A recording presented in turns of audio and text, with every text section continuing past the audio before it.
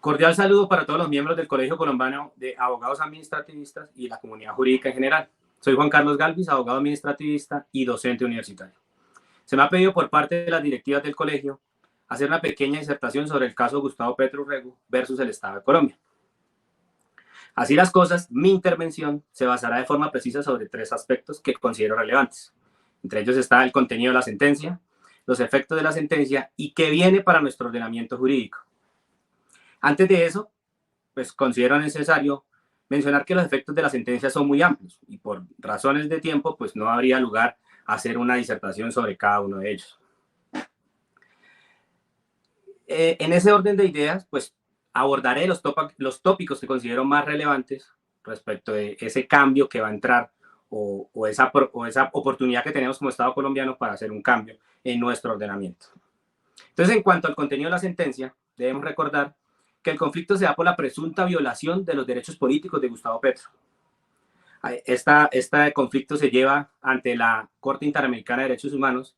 pues a razón de la destitución que realizó la Procuraduría General de la Nación aproximadamente hacia diciembre del 2013. En ese entendido, la Corte dentro de su estudio consideró algunos puntos relevantes que mencionaré a continuación.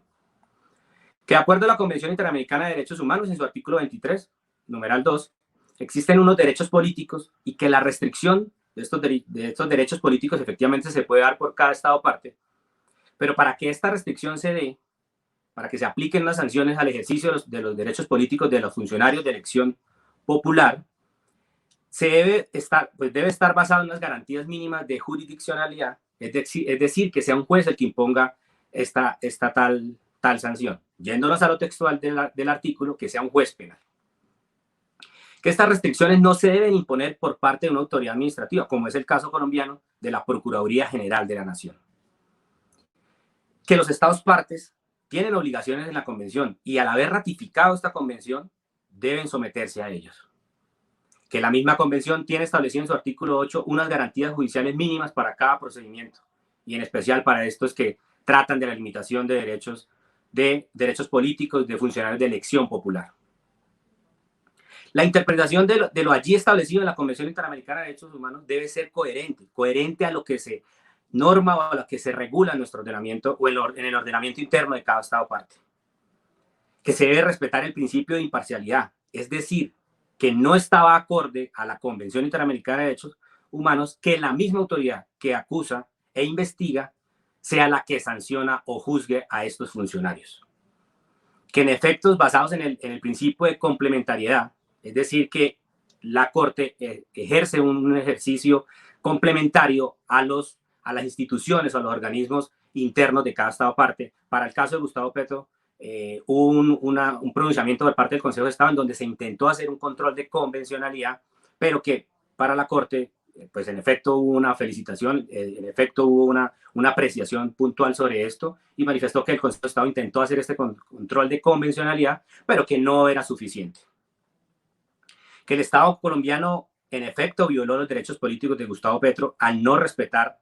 estos parámetros convencionales de principio de jurisdiccionalidad y de imparcialidad. Que las facultades del artículo 277 y 278 de la Constitución Política en lo que refiere al Procurador General de la Nación, en efecto, están acorde a la Convención, que no habría lugar a generar alguna modificación. Y por último se menciona que las normas y potestades para destituir o restringir el ejercicio político de un funcionario electo mediante voto popular, es decir, las normas disciplinarias se deben ajustar a la Convención modificándolas. El segundo punto de mi intervención es los efectos de la sentencia. Por otro lado, al hablar de los efectos de la sentencia, que son muchos, debemos tener presente pues, que no es una recomendación, como se ha mencionado en algunos escenarios, sino que es una obligación. Se está combinando al Estado colombiano a que genere una modificación en su estructura interna, más aún en el derecho disciplinario, basados en esta clase de procedimientos que van enfocados a limitar o restringir derechos políticos. Por allá en el argumento 154 de la sentencia se menciona esto, que no es una recomendación, sino es una obligación, en atención a todo lo que se manifestó en los argumentos de la sentencia, más o menos el 111 hasta el 116, y es una especie de deuda que tenía el Estado colombiano en cuanto al control de convencionalidad.